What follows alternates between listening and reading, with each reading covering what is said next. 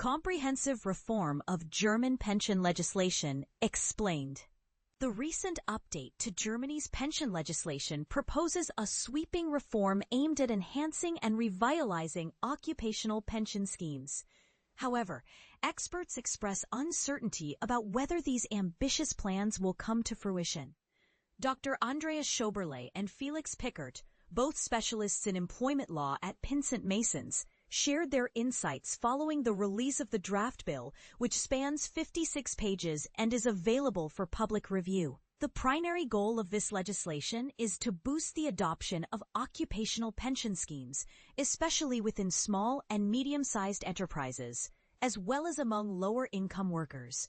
As per the draft, approximately 18.1 million employees were eligible for a company pension from their current employer by the end of 2023, reflecting a prevalence rate of 52% among those contributing to social insurance. Despite the significant growth in employment over recent years, the uptake of occupational pension schemes has not kept pace. The government is now looking to address this gap through modifications in labor laws, financial oversight, and tax regulations, Schoberle noted. Central to this reform is the proposed amendment to the Occupational Pensions Act, which includes plans to broaden access to social partner models. Previously, these models were exclusively available to companies that adhered to collective agreements. Pickert elaborated, stating, "In the future, employers who are not bound by collective agreements will also be able to utilize social partner models, provided there is mutual consent from the social partners. This change will expand the availability of the social partner model without mandating that employers offer occupational pension schemes. Furthermore, the draft bill suggests that the implementation of opt-out option systems for occupational pension schemes through deferred compensation will no longer necessitate a collective bargaining agreement. Instead, these systems could be established based on a company or service agreement, as long as the employer contributes at least 20% towards the deferred remuneration. This means that employees will automatically be enrolled in deferred compensation, unless they choose to opt out, which the legislators hope will lead to increased participation in company pension plans. In addition, the Pension Security Association, tasked with safeguarding company pensions in cases of insolvency, is set to undergo digital transformation. This modernization will enable the association to automatically process contribution notifications, eliminating the need for manual handling. The objective is to streamline administration and expedite the processing of security cases. The legislative update also introduces tax incentives and enhancements for low-income earners. For example, the tax-free limit for contributions to direct insurance, pension funds, or pension schemes is proposed to rise from €960 to €1,200 per calendar year. Additionally, the subsidy for occupational pension schemes aimed at low-income employees will be increased, encouraging employers to contribute to these plans for this demographic. Schoberle remarked, "The reform is designed to incentivize employers to provide voluntary occupational pensions." The government believes that by expanding access to social partner and option models, along with enhancing tax incentives, they can achieve this goal. However, it remains uncertain whether these plans will be successfully implemented. But here's where it gets controversial. Will these reforms truly lead to a significant increase in occupational pension participation, or will they fall short of expectations? What do you think? Are these changes enough to motivate employers? Or do we need more robust measures? Share your thoughts in the comments. Germany's pension crisis. Will retirement age hit 70? Coalition divided.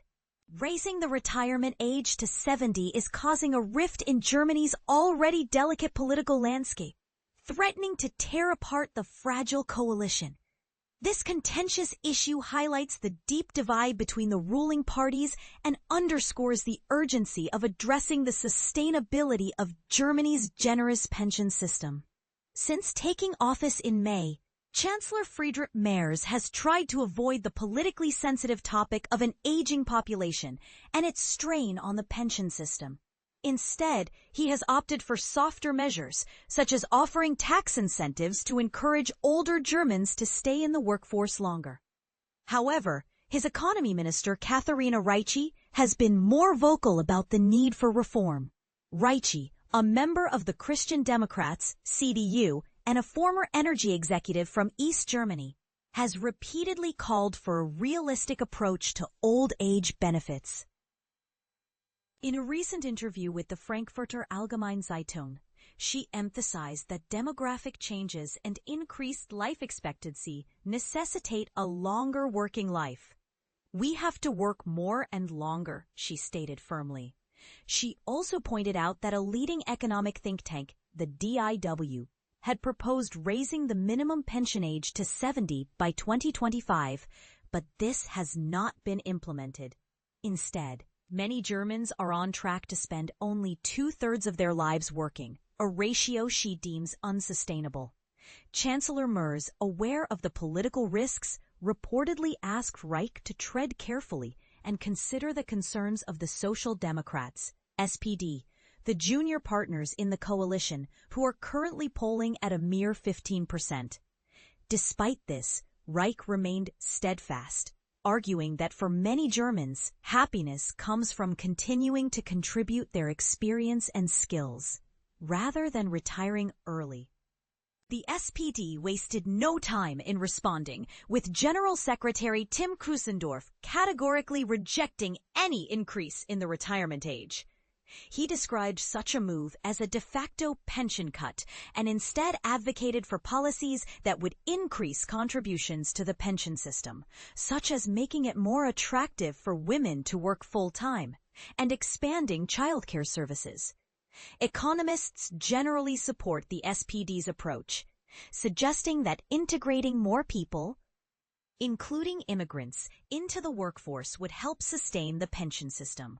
Some analysts propose linking the retirement age to the average life expectancy, similar to the model used in the Netherlands. The Labour Minister, Bärbel Bas of the SPD, has suggested increasing taxes and requiring freelancers, civil servants, and MPs to contribute to the pension system. However, these proposals have been outright rejected by the Conservatives. The numbers paint a stark picture. In the mid-1990s, there were 4 employees for every pensioner, but by 2020, this ratio had dropped to 3, and projections indicate it will fall to 2.4 by 2035. Germany already has a higher labor market participation rate among 65 to 69-year-olds compared to the EU average, with 21.2% of this age group still employed, compared to 16% in the EU. The average pension start age in 2024 was 64.7. Denmark recently passed a law that will raise the retirement age to 70 by 2040, setting a precedent for other European countries. In the early 2000s, the SPD, during a period of high unemployment, led significant labor market reforms, gradually raising the retirement age to 67 by 2031. The CDU General Secretary, Carsten Linnemann, has called for a similar level of courage, hoping that Germany's current economic challenges will spur necessary reforms. However, the issue of earlier this year, Chancellor Merz sparked controversy with comments perceived as criticizing lazy Germans. At a business conference in May, he warned that maintaining the country's prosperity would be impossible with a 4-day workweek and a strong emphasis on work-life balance. He later clarified that he was not suggesting all Germans need to work more, but that the national average needed improvement. The coalition has pledged to maintain a pension level of 48% of average lifetime income until 2031. A promise that critics argue is unfair to future generations without a clear plan for sustainability. But here's where it gets controversial. Should Germany prioritize immediate economic stability by raising the retirement age, or should it focus on long-term solutions that may involve broader social and economic reforms? What do you think is the best way forward for Germany's pension system? Share your thoughts in the comments.